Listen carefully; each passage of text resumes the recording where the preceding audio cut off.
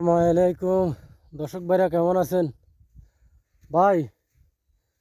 উমানের মাঝে ভাই উমানের মাঝে এই একটা জিনিস, এটা হলো ব্যাঙের একটা ছাতা।